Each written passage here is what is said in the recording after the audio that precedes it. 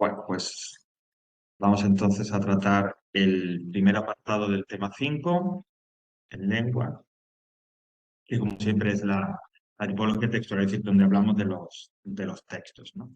En este caso, vamos a hablar de quizá uno de los tipos de texto. Bueno, no sé si más importante, porque a veces cuando en estas cosas de la literatura, de la lengua y tal, hablar de lo más menos importante, pero sí se puede decir que el texto narrativo, mm, por lo que representa, por la acción, digamos, que verbaliza, es muy importante, de lo más importante y además de los más comunes, de los que utilizamos sin lugar de dudas a diario, ¿no? Bueno, pues entramos ahí. Luego, como es habitual, hablaremos de los recursos o de las propuestas extra que hay. Y abajo del todo, la teoría del texto narrativo del nivel 1. Y ya lo tenemos aquí. Con el texto narrativo, la narración contra algo. Básicamente, es decir, este texto se puede resumir en lo que estoy diciendo. Es la definición, el objetivo, lo que propone es ese. El texto narrativo, una relación es contar algo. Es decir, una pequeña historia donde hay una serie de personajes a los que le ha pasado algo en un lugar concreto, en un momento concreto, y ese algo que ha pasado, esas circunstancias, han tenido un principio, un desarrollo y un final. Bueno, pues eso es el texto narrativo. Por eso decía que contar algo de la manera en la que, como estoy diciendo, podemos definir el texto, ahora para un poco una definición un poquito más técnica, lo hacemos constantemente a diario. Muchas veces cuando surge este término de narración, narrativo, pues la mente se nos va a un libro o a un relato, no tiene que ser eso, ¿no? Todos constantemente, cuando contamos qué nos ha pasado en el día, qué hemos hecho en el trabajo, etcétera, etcétera, estamos haciendo narraciones, estamos creando un texto narrativo. Bueno, como decía, una definición un poco más técnica, narrar es contar unos hechos reales o imaginarios, esto es importante, que suele suceder en unos personajes en un espacio o en un tiempo determinado. Pues esa es la narración. Y ya hay en esta definición, ya hay una serie de elementos que van a ser fundamentales de los que vamos a analizar y hablar, que son básicos, son necesarios para crear ese texto. Pues por un lado los hechos, la acción, por otro los personajes, por otro el espacio, el tiempo. Nos falta uno, porque como ahora verás, Juan Antonio, el texto narrativo en su análisis debemos de mencionar, debemos de detallar 5 elementos. Ya hemos mencionado 4, los hechos, personajes, el espacio y el tiempo, y nos falta el narrador, es decir, la voz que cuenta la historia. Porque lógicamente en la historia necesitamos unos hechos, unos personajes, etcétera, pero se necesita esa voz, ¿eh? Ese algo, porque no tiene por qué identificarse esa voz con una persona en sí, pero necesitamos, como digo, esa voz que nos cuente, que nos narre, que sea el punto de vista a través del cual conocemos la historia. Decía que estoy diciendo la voz, no estoy mencionando ni el escritor, ni un individuo, es decir, porque el narrador realmente no tiene por qué identificarse, a veces sí, a veces no, pero no tiene por qué identificarse con una persona.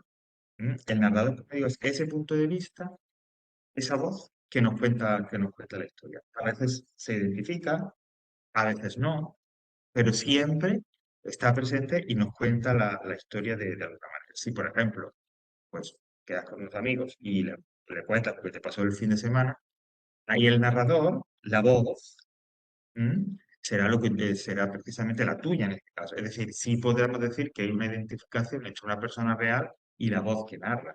Entonces, si yo empiezo a leer un libro en el que empieza, en aquel momento el protagonista se encontraba ahí, ¿quién es?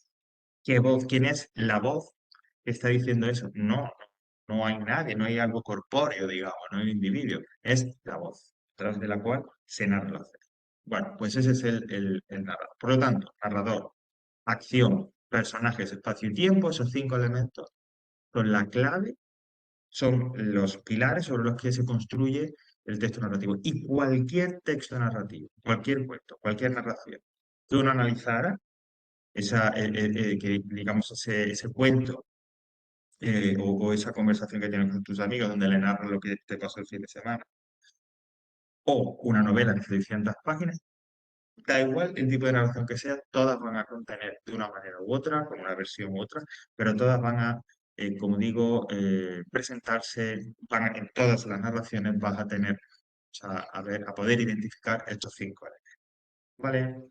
Bueno, pues vamos entonces precisamente a verlo, a detallar, a decir, eh, pues características, clases, porque hay también clasificaciones, dentro de cada uno de los cinco elementos de la narración. Y empezamos pues por el narrador.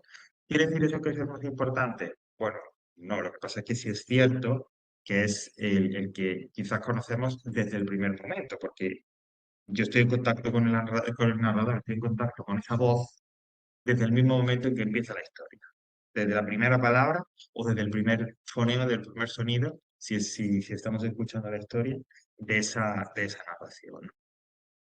Lo he definido y lo puedo decir, la voz que cuenta la historia, tras de la cual nos llega la historia. Pero fíjate cómo empieza este apartado, porque es importante también. El narrador es el punto de vista concreto desde el que se cuentan los hechos de la historia.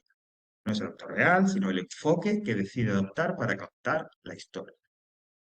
Punto de vista, y eso es muy importante. Los hechos son los hechos, las historias son las historias, y pasan y son así, es decir, y eso no se puede alterar, se puede cambiar.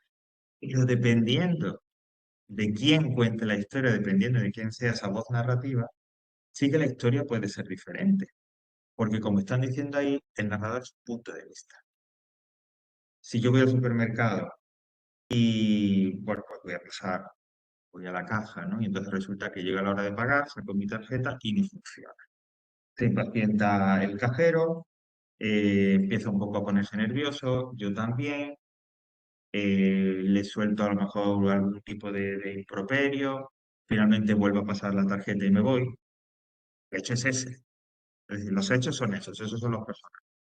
Pero si yo ahora voy y quedo con un amigo y le cuento esa historia, es decir, si yo soy la voz narrativa, si yo soy el punto de vista, pues lógicamente diré, hay que ver este supermercado, mira lo que me ha pasado, llegué a la caja, puse los artículos, cuando voy a pasar no le funcionaba el aparato, volví a pasar la tarjeta, el tipo que me atendía era un estúpido, intenté ahí solucionarlo, hablando con él no me dejó, finalmente lo pasé la última vez. Es decir, y cuentas la historia desde tu punto de vista, enfatizando, dándole color, digamos, a unos hechos y a otros. En cambio, si el cajero vuelve a su casa o está con su familia, está con un amigo y cuenta la historia, los hechos serán los mismos, los personajes serán los mismos, el espacio es el mismo, pero el punto de vista cambia. El narrador, la voz narrativa es diferente. Ya no es la del cliente, es la del cajero. Entonces él dirá, hay que ver qué cliente más estúpido, estaba yo trabajando, paso toda la compra, hago correctamente el proceso, entonces él no acertaba a poner bien la tarjeta, no le pasaba la tarjeta. Es decir, la misma historia se cuenta de otra manera, porque es otro punto de vista distinto. Esa es la idea del narrador. Por eso decimos que es la voz quien cuenta la historia, pero también es un punto de vista. Esto no solo pasa en, en una narración literaria, digamos, ¿no? En el cine también, en televisión también. Al fin y al cabo, las series, las películas son también narraciones audiovisuales, pero son también narraciones, ¿no? Y hay algunas películas, ¿no? Por ejemplo, una de las más célebres de la historia del cine, que es Ciudadano Kane, que juegan también con esta idea, ¿no? Con que cuentan más o menos los mismos hechos, la misma historia, pero desde diferentes puntos de vista, con diferentes narradores, ¿vale? Por eso es importante esta idea de enfatizar, puntualizar que narrador es un punto de vista. En ningún caso, o en cualquier caso, no hay que identificarlo, como decimos, con el autor, sino que es la voz narrativa que el autor utiliza, ¿vale? Para expresar un punto de vista sobre la historia. Lo que sí es cierto es que a través del narrador, a través de la voz narrativa, pasa todo, es decir, conocemos los personajes, los hechos, el espacio, el tiempo. Incluso ahora vamos a ver, según el tipo de narrador que sea, puede incluso juzgarlos, emitir opiniones, etcétera, etcétera, ¿no? En cualquier caso, muy importante. Bueno, tipo de narradores, hay tres. que se identifican además con personas gramaticales. Entonces hablamos del narrador en primera persona, narrador en segunda persona y narrador en tercera persona. Mira, el narrador en segunda persona realmente no nos vamos a centrar, porque es un tipo de narrador muy propio de narraciones, de relatos un tanto eh, experimentales, digamos, ¿no? Porque supone, como dice ahí, que hay un desdoblamiento, ¿vale? Es decir, hay una misma voz, una voz narrativa, un narrador, pero ese narrador se desdobla. Y es como si los hechos que está narrando se los contara a sí mismo. Por ello que es, como dice, una técnica un poco infrecuente, es una técnica quizás reducida o que se centra más, o se concentra más bien en narraciones de carácter contemporáneo, de carácter experimental, que intentan un poco o que tienen un tipo de objetivo distinto de una narración estándar, ¿no? Pero sería básicamente eso, sería como que el narrador se desdobla en dos y entonces él cuenta la historia y se la cuenta a sí mismo. Ese narrador en segunda persona, como digo, lo dejamos al lado. Nos interesa el de primera y el de tercera persona. ¿Qué supone un narrador en primera persona? Pues que cuenta la historia desde el yo. Es decir, el narrador en primera persona es un personaje de los que participan en la historia. Cuando tú te ha pasado este suceso en el supermercado y lo cuentas, tú estás utilizando un narrador en primera persona, porque tú eres parte, eres un personaje de esa narración que se está contando, ¿vale? Esa es la característica principal del narrador en primera persona, aparte de, como digo, del hecho que, lógicamente, esa voz narrativa utilizará la primera persona del singular. Pero, como digo, el narrador en primera persona lo que supone es que esa voz narrativa es también un personaje de la historia, participa en la historia. Puede ser el protagonista y lo más frecuente cuando este tipo de narrador, el narrador en primera persona aparece, lo más frecuente es que sea el protagonista, o bien, como dice ahí, puede ser un personaje secundario, es decir, no uno de los principales, sino lo que está un poco en un segundo nivel, ¿no? Perteneciente también a la historia, pero, insisto, no es del protagonista, ¿no? Yo siempre pongo como ejemplo, insisto, el hecho de que el narrador en primera persona sea el protagonista es lo más común, pero hay un ejemplo que a mí me gusta poner siempre de narrador como personaje secundario, ¿no? De ese narrador en primera persona y de personaje secundario. Una de las más grandes novelas norteamericanas del siglo XX es El Gran Gatsby, de Scott Fitzgerald, que también ha tenido, al menos que yo sepa, dos adaptaciones cinematográficas, una en los 70 con Robert Redford y luego otra ya en los 2000 y tal, que hizo Leonardo DiCaprio. Bueno, pues lo que es la narración en sí, el libro, eh, bueno, la película de los 70 hace mucho que no la vi, la otra no la he visto, así que no recuerdo, pero el libro lo cuenta un personaje secundario, un amigo de Gran Gatsby, ¿vale? Que no es el protagonista en sí, pero que está por ahí por la historia, ¿vale? Es alguien que está como a su lado, etcétera, pero no es realmente el protagonista de la historia. Eso sería un ejemplo de narrador en primera persona, pero como personaje secundario. Y saltamos al narrador en tercera persona. Mira, el narrador en tercera persona es el más común en las narraciones. No sabe establecer su porcentaje, pero de todas las narraciones que se puedan escribir, el 80%, el 90%, la voz narrativa es tercera persona. El narrador es en tercera persona. Este es el más común, el más habitual. En cierta forma también porque al no estar dentro de la historia, no ser un personaje de la historia quien la cuenta, hay como una especie de distanciamiento, ¿no? Como si el narrador fuera observar a la historia, observar a los acontecimientos, observar a los personajes y lo contara. Algo así, ¿no? Entonces, eh, hay muchos escritores que utilizan esta voz narrativa porque les permite, digamos, ese acercamiento a la historia, viéndola desde fuera y contarla desde fuera, lo que les da mucho más juego. Hay dos tipos de narradores en tercera persona. El primero que llaman narrador objetivo, externo, testigo. Yo digo que este es como el guardia civil que hace el atestado si ha habido un accidente o algo, ¿no? O, por ejemplo, si uno tiene la desgracia de tener algún tipo de percance con el coche y entonces empieza a rellenar el parte, ¿no? Entonces dice, pues, habiendo entrado en la rotonda por la salida tal de la autovía, me dirijo por el círculo exterior para tomar la siguiente salida. En ese momento ¿Qué quiere decir eso? Que uno narra, cuenta estrictamente lo que ha pasado. Ni califica los hechos, ni dices que el otro ha sido tal, ni ha sido cual, no emites opiniones, no expresas tus sentimientos, tus emociones, nada, solamente cuenta los hechos puros y duros, que es lo que ocurre en un atestado, que es lo que ocurre también cuando la policía tiene que hacer algún tipo de informe, es decir, narra los hechos tal cual ocurre, sin ningún tipo de matización, ni de opinión, ni sin ningún tipo de elemento objetivo. Ese es el narrador externo u objetivo. Y luego tenemos que este es, si ya como el narrador en tercera persona, el más habitual en las narraciones, sobre todo en las narraciones literarias, es el narrador omnisciente.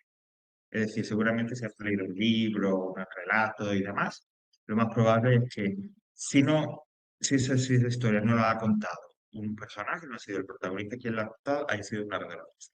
Un narrador consciente es este narrador en tercera persona que, como su om indica o sugiere, lo sabe, sabe todo sobre los hechos, los personajes, el espacio, el tiempo. Sabe lo que ha pasado antes de la historia, lo que pasará al final. Conoce perfectamente todo el desarrollo. Conoce íntimamente, como digo, a los personajes e incluso muchas veces emite opiniones sobre ellos. Los juzga, los analiza. Nos dice no solo lo que hacen físicamente o materialmente, sino también qué piensan, qué pasa por su interior. Es decir, es como una especie de Dios narrativo que lo sabe absolutamente todo. Y lo sabe absolutamente todo para contarlo. Para que a través de todo eso que nos cuenta, a través de todo ese saber, lógicamente el escritor pues analice o hable de lo que le interesa. Pero ese es el narrador omnisciente. Lo podríamos resumir así, el que lo sabe todo. Sobre todo, es decir, sobre los personajes, sobre los acontecimientos, sobre el tiempo, sobre el espacio. Sabe absolutamente todo. Tiene el conocimiento absoluto. Y esa voz narrativa es, como digo, la más común en literatura. Literatura. ¿Por qué decía que, o por qué digo que el escritor es habitual que un narrador elija, narrador literario, elija este tipo de narrador omnisciente? Bueno, cuando la buena literatura, es decir, si es un autor de literatura y escoge narrar unos hechos, contarnos una historia, pues a ese escritor no le interesa única y exclusivamente contar la historia, sino que a través de la historia le interesaba reflexionar, hablar, analizar una serie de temas. De repente le interesa hablar pues de la maldad, o le interesa hablar de la muerte, o le interesa hablar de cómo los humanos afrontan las tragedias, es decir, de muchas cosas. El narrador omnisciente, con estos poderes, digamos, con estas capacidades, permite al autor, esta voz narrativa omnisciente permitirá al autor hablar de todo ello, le permitirá no solo contar los acontecimientos, no solo contar lo que pasa, sino que a través de las reflexiones de los personajes, a través de lo que pasa por su cabeza, etcétera, etcétera, también le permitirá hablar y analizar estos temas, insisto, que le interesa al escritor. En cualquier caso, el más común, narrador omnisciente. ¿Vale? Bueno, seguimos con elementos de la narración o elementos que componen una narración que, por lo tanto, eh, si hay que analizar un texto narrativo, lógicamente estos elementos son fácilmente identificables y se podrán analizar, ¿no? Bueno, la acción son los acontecimientos, lo que pasa, sí, tal cual. También como sinónimo está el término argumento. Sí, todo eso, ese conjunto, ese grupo, esa sucesión de acciones, de situaciones que componen una narración, además de acción, digo, se le puede llamar también argumento. ¿Eh? Esto, como decía antes arriba, porque hay una gran conexión entre lo literario, lo audiovisual, cine, televisión, etcétera. Esto también ocurre en el cine, ocurre en la televisión, en las series, ¿no? Y demás, que en ese tipo de narraciones se aplica igualmente. Si yo hablo de los acontecimientos, si yo hablo de esa acción, de ese argumento, pero me centro más en cómo están organizados, es decir, cómo empieza la historia, qué viene a continuación, cómo acaba, es decir, cuál es la sucesión, cuál es el orden en el que esos acontecimientos se narran, etcétera, entonces hablamos de la trama. Es decir, seguiría siendo acción, seguiría siendo argumento, pero como yo me centro más o resalto a la hora de hablar de la acción de las situaciones, en cómo están estructurados, en cómo se organizan, en cómo se ordenan, entonces hablaría de la trama. ¿No? ¿Cuál es la trama de esta historia? Bueno, pues al principio ocurre esto, conforme va en el desarrollo tal, y finalmente, ¿vale? Eh, y es habitual también, y nuevamente es una coincidencia, una concomitancia con lo audiovisual, especialmente con las series de televisión, aunque también con películas, es habitual que esa acción, ese argumento, esa trama, esté dividida en partes. No es una obligación, es decir, nos podemos encontrar narraciones en las que no hay una separación, no hay secciones, no hay capítulos, pero lo habitual es que se divida en, en bloques, en capítulos, en episodios, etcétera, ¿no? Entonces, porque esa estructuración, esa división, permite lógicamente contar la historia mejor y sobre comunicarla. Ya digo, en el caso de las series de televisión es exactamente igual. Todo lo que hacemos de temporada, el número de episodios, etcétera, etcétera. Porque permiten estructurar, ordenar la historia de una manera más sencilla, más fácil, ¿no? Al fin y al cabo, narrar es comunicar algo, y todo lo que sirva para que esa comunicación sea mejor, más fluida, perfecto. Los personajes, bueno, por supuesto, no hay historia sin personajes, no hay historia sin individuos que sean los protagonistas que lleven a cabo, que sean los que se vean involucrados en esa acción, en ese argumento, ¿no? En todas las historias, pues tiene que haber unos personajes más relevantes. Eso es lo que llamaremos protagonistas. ¿Sí? Esos personajes protagonistas o los personajes principales pueden ser dos, pueden ser tres, depende un poco del tipo de historia. Hay un esquema clásico, un esquema muy habitual en el que vamos a tener como personaje protagonista al menos a dos, ¿sí? Y enfrentados a un villano, ¿no? Enfrentados a alguien que se opone a esos dos personajes, que se enfrenta, que es enemigo de esos dos personajes, ¿no? Entonces, en ese sentido, los protagonistas conformarían un triángulo, ¿vale? En el que tendríamos el héroe, los héroes, frente al villano, ¿no? En esa oposición. Ese villano es el antagonista, el rival, como queramos decirlo.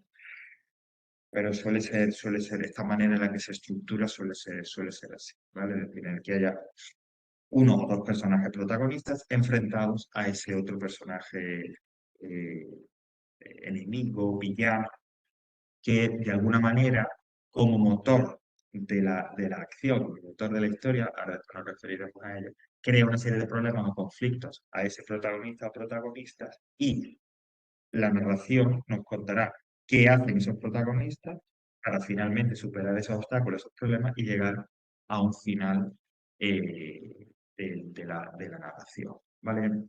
El tiempo. Cuando hablamos de tiempo en una narración, hablamos desde o a dos niveles. Por un lado, el tiempo objetivo, entre comillas, en el que la historia sucede. Es decir, lo que nos cuenta una novela, un cuento, esa historia puede durar una semana, un día, miles de años, ¿no? Pienso, por ejemplo, en toda la saga del Señor de los Anillos, y si lo pusiéramos justo, pues, mucho tiempo, sobre miles de años, ¿no? No conozco muy bien, no es un tipo de literatura que a mí me llame mucho la atención, me guste, pero por lo que más o menos, películas, por lo que uno me ha podido contar, pues son miles de años, ¿no? Que sería como una saga entera de esa historia, ¿no? Frente a eso, por ejemplo, tenemos una de las grandes obras literarias del siglo XX y bastante difícil su lectura, que es el Ulises de James Joyce, ¿no? Que es un autor, un escritor irlandés. El Ulises de James Joyce, que no sé, pues tendrá 800, 900 páginas, no sé exactamente. Pues bien, a pesar de que es un libro bastante extenso, nos cuenta, en cuanto al tiempo en el que se desarrolla la historia, es un solo día, 24 horas, ¿no? O sea que bueno, que como veis, el tiempo, el tiempo real en que se desarrolla la historia, digamos, es muy, muy variado.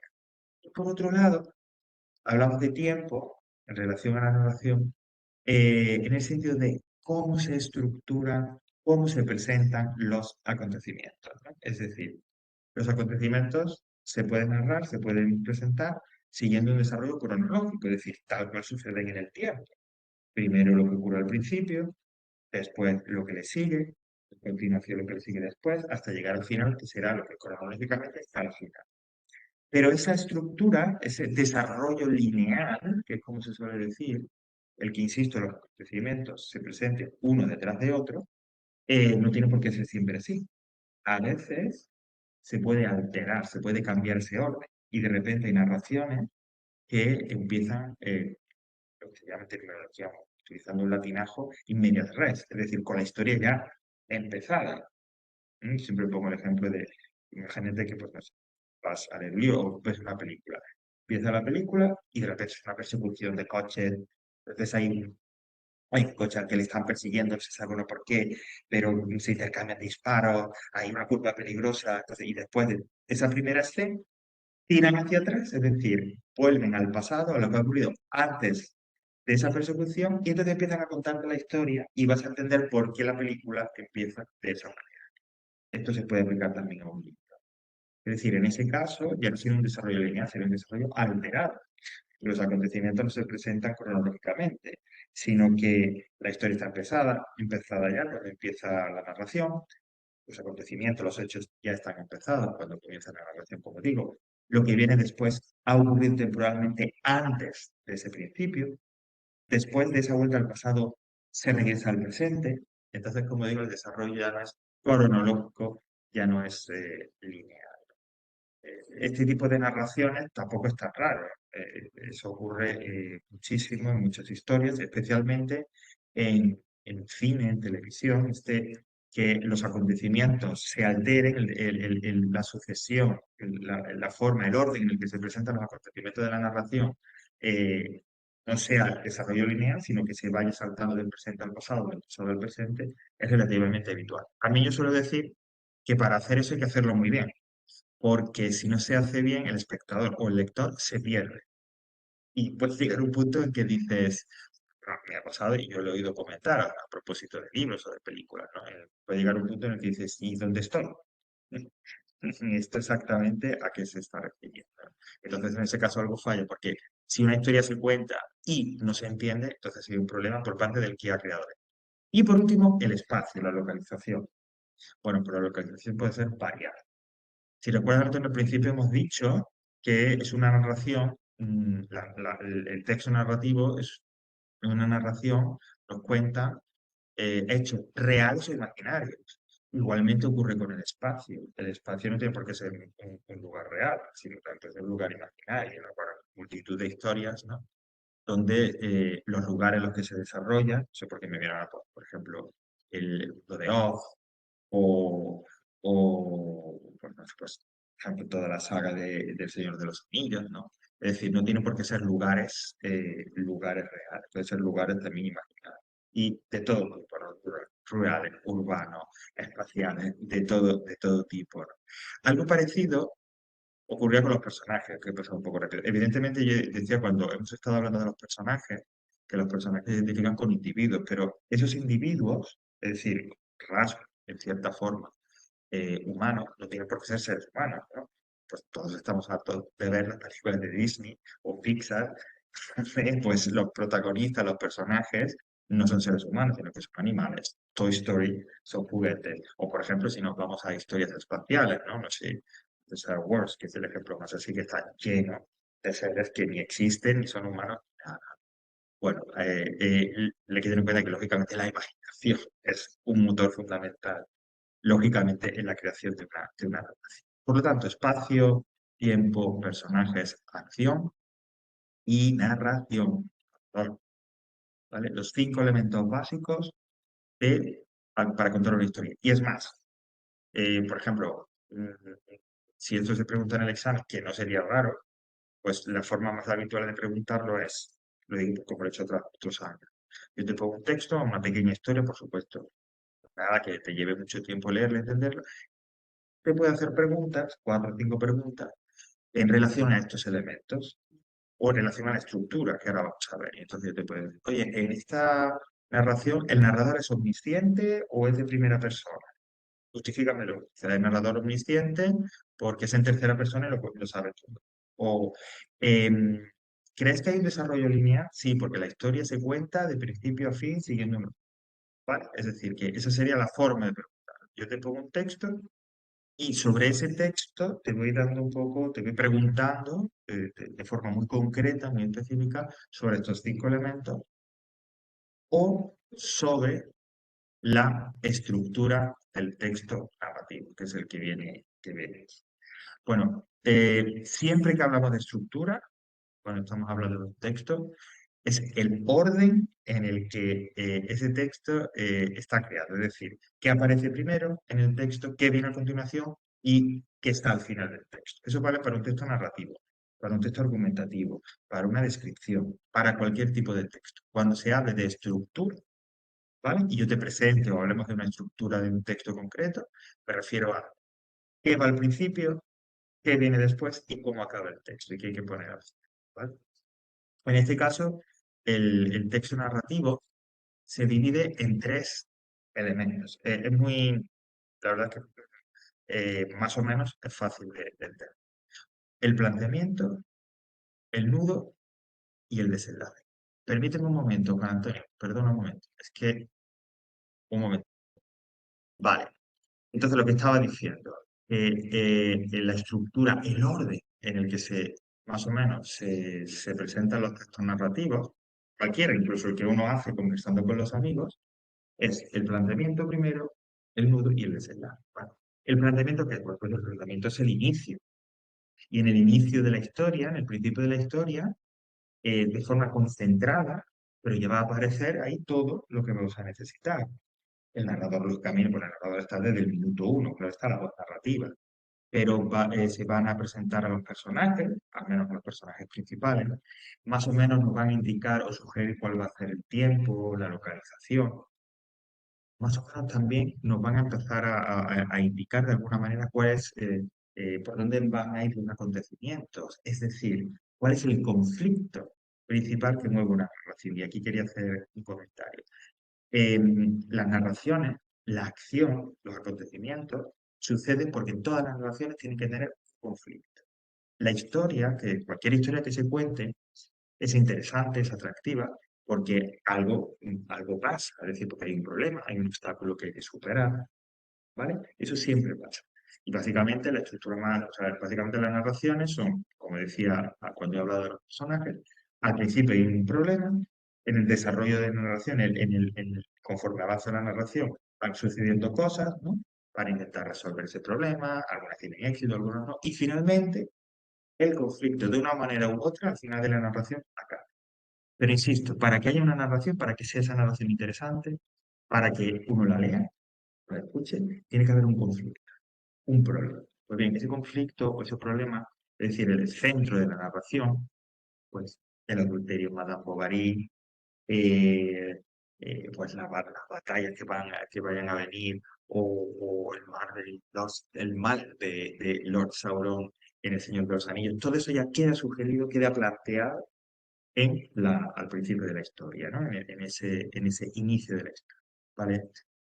Y es como si se plantaran las semillas de los personajes, de la acción, del problema, etcétera, y esas semillas irán germinando, irán, digamos, desarrollándose a lo largo de la historia.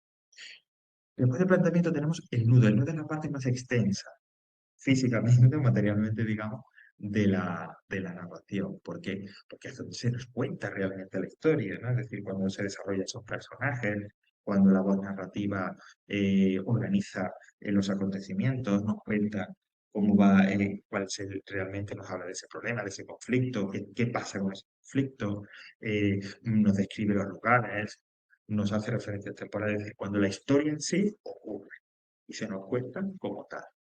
Y por último, el desenlace, que es el final de la historia, básicamente así. Sea cual sea el tipo de historia, sea cual sea el problema, el obstáculo que se plantee, la historia tiene que quedar cerrada. Es decir, el final, el desenlace, tiene que dar una solución positiva o negativa al conflicto que se ha planteado. ¿Vale? Si no es así, entonces realmente ya puedes haber contado la mejor historia de la historia de la literatura, la mejor historia que se te haya podido ocurrir nunca, pero si no le das cierre, si no cierras, como digo, esa historia, si no le das un final, no sirve para nada. El conflicto no puede quedar sin resolver, ¿vale? Insisto, esa resolución no tiene por qué ser siempre positiva, sino se trata simplemente de la historia que has planteado, darle un final. Por ejemplo, si es una historia de adulterio, pues presentar a los personajes, presentar la situación y el problema al principio. En el planteamiento, durante el nudo, nos cuentas qué pasa, pues, el matrimonio, la pareja, quién engaña a quién, por qué se engaña, etc. Y el desenlace debe cerrar ese conflicto. De la manera que sea, que la pareja se separa, porque se perdona, pero no puede quedar abierto, es decir, no puede quedar esa historia sin que sepamos qué pasa, cómo se cierra, ¿vale? Alguien puede plantear, ok, pero ¿qué pasa entonces? ¿Cómo se explica entonces las grandes sagas? Por ejemplo, Harry Potter, ¿no? Que son 7 volúmenes. Son 7 libros diferentes, 7 historias diferentes. Entonces, ¿qué pasa? ¿No se cierra la historia en cada libro? Sí, claro, claro que sí. Pero es igual que las series con diferentes temporadas. Cada libro de Harry Potter es una historia en sí misma. Y hay un conflicto, ¿no? Y una serie de problemas, hay una trama, que finalmente al final del libro acaba. Pero ¿qué ocurre? Que esos personajes, que algunas de las situaciones que se plantean, se van pasando de un libro a otro, pero la historia concreta del libro, la historia concreta que se nos cuenta en cada volumen, se cierra. Por ejemplo, la tercera película y el tercer libro es el del el prisionero de Azkaban, ¿no? Más o menos, no sé si conoces la historia de Harry Potter, cada libro es un año de Harry Potter en la escuela de magos, ¿no? Como si se estuviera la secundaria, digamos. Bueno, pues el tercer libro, que es el tercer año, ¿cuál es la historia contenida en el libro? Pues que hay un asesino eh, que se escapa de la prisión de magos, se Azkaban y tal, y durante todo el libro es que, bueno, ese asesino va a llegar a la escuela de Harry Potter porque quiere matarlo. Bueno, todos esos acontecimientos crean esa historia, crean ese tercer libro de Harry Potter, y esa historia concreta, la del prisionero de Azkaban, acabará ahí. Pero la saga de Harry Potter, ese, digamos, ese marco general en el que se inserta cada una de esas historias, cada uno de esos capítulos, seguirá en los siguientes libros, ¿vale? ¿Cuál es, digamos, un poco la historia grande, la historia marco en el que se sitúan, con el que podemos meter esos libros de Harry Potter? Pues la vuelta de ese villano que aterroriza el mundo de los magos, que es Lord Voldemort. Entonces, cada uno de los libros, hasta llegar al séptimo y último, va a contar un poco un episodio de esa historia general, de esa historia total, que llevará al final, al último libro. Pero insisto, cada uno de los libros, aunque forma parte de esta saga general, nos contará una historia concreta. Un principio, o sea, con planteamiento, nudo y desenlace. ¿Vale? Y así tiene que ser. Bueno, pues hasta aquí el texto narrativo, que bueno, para mí es uno de los más interesantes, quizá por aquello de la literatura, y que, como digo, es uno de los habituales, de los que utilizamos, sin lugar a dudas, en el día a día. Bueno, volviendo a la hora virtual, que es lo que podemos encontrar de recursos, ay, le he dado esto, de recursos extra dentro de esa sección del texto narrativo. Bueno, aquí tienes un enlace donde realmente la página a la que te lleva este enlace, a la que os lleva este enlace, no es un de práctica y tal. Es como dice hay una explicación un poquito más profunda, un poquito más ampliada de los diferentes elementos, de las características del texto narrativo, ¿vale? Por si alguien quiere más información. Y la práctica se encuentra en este archivo de aquí, ¿vale? Que es este archivo, bueno, lo voy a proyectar para que se vea. Hay una narración que se llama El pueblo de la. Y entonces, pues nada, es una historia, ¿vale? Y después de la historia, tienes una serie de ejercicios que inciden o que te ayudan a analizar los diferentes elementos de la narración, la estructura de la narración, es decir, personajes, espacio, tiempo, el planteamiento de un desenlace, etcétera, etcétera. ¿Vale? De manera que pues este tipo de ejercicio nos ayuda a acercarnos a cómo podría ser esa pregunta del examen acerca del texto narrativo. Yo, como siempre digo, cuando se incluyen este tipo de ejercicios, realmente que son para que queden ahí para vosotros, ¿no? Para que lo hagáis si queréis. Yo digo que al menos es muy interesante que os acerquéis a ellos. Si podéis hacerlo, genial. Y si no, al menos que sepáis cómo son, es decir, qué tipo de preguntas hacen, cuál es el texto, para que a la hora de ir al examen tengáis una idea clara, insisto, de qué me pueden preguntar. ¿Qué me pueden preguntar? Pues aquí tenéis un ejemplo de cómo se puede preguntar, de qué tipo de ejercicios, de qué tipo de cuestiones pueden hacer en la pregunta del texto. A partir de mañana o del jueves, cuando ya se suba la grabación de las clases de hoy, vais a tener también dentro del en el apartado de clases grabadas, una grabación que se hizo, pues no sé si hace 2 o 3 cursos, donde tratamos en clase esta narración y esos ejercicios, ¿no? Es decir, que a través de esa narración pues va a tener un poco el comentario, ¿no? Del texto y el comentario de los ejercicios y de sus respuestas correctas. Es decir, que si alguien lo hace o simplemente, pues, insisto, quiere acercarse a cómo se puede preguntar en el examen, se lee el texto, se ve los ejercicios o se ve esta grabación, insisto, que se colgará dentro del apartado de clase grabada. Y una vez visto esto, también, si sois de aquellos que vais haciendo un poco las actividades, primero que si sois de los que entregué las actividades, que en tu caso Juan Antonio lo es, y sois de aquellos que entregué las actividades, vais haciendo las actividades conforme el contenido se va estudiando en clase, pues ya podemos hacer, y de hecho creo que fue a partir de ayer, se pueden entregar en la primera tarea, que es la del texto narrativo, ¿vale? Tenéis hasta el 18 de febrero, o sea, tanto esta como la de literatura de aquí abajo, hasta el 18 de febrero, para entregar las actividades. ¿Qué se os pide o qué se sugiere hacer en esa tarea del texto narrativo? Bueno, pues dice, lee el siguiente texto y responde a las preguntas que se incluyen a continuación. Primeramente, ahí tenéis un fragmento de una de las grandes novelas pues, de la literatura española, que es La Regenta de Leopoldo Alas-Clarín. Es una narración del siglo XIX, etc. Bueno, pues aquí tenéis una serie de preguntas que igual llaman la atención, dirigen vuestra atención hacia los elementos que hemos estado estudiando, de los elementos de la narración, la estructura de la narración, etcétera. ¿Vale? O sea que en ese sentido trabaja con todo eso, ¿no? ¿Qué tipo de narrador aparece? Por ejemplo, dice la segunda, señala las partes de la estructura del texto, o fijaros número 4, ¿crees que la historia contenida aquí se cuenta de forma lineal? ¿Vale? Es decir, trabajando con ese texto, con ese fragmento de la regenta, bueno, pues analizar los elementos y la estructura de la narración. Y la segunda actividad, pues es escribir una historia. Es decir, a partir de ahora vamos a intentar ver que, si, como digo, hacéis las actividades, eh, al menos una de las actividades en cada uno de los temas que nos quedan de lengua haya que escribir, se os pide escribir un texto, ¿no? En este caso, pues lógicamente escribe una historia, 150 palabras como máximo, es decir, pues tampoco tiene que ser un texto larguísimo. ¿Y sobre qué escribes? Pues bueno, yo te doy el principio de la historia y tú a partir de esa frase escribes la historia que te dé la gana. Al llegar a casa, Luis descubrió que su familia había desaparecido.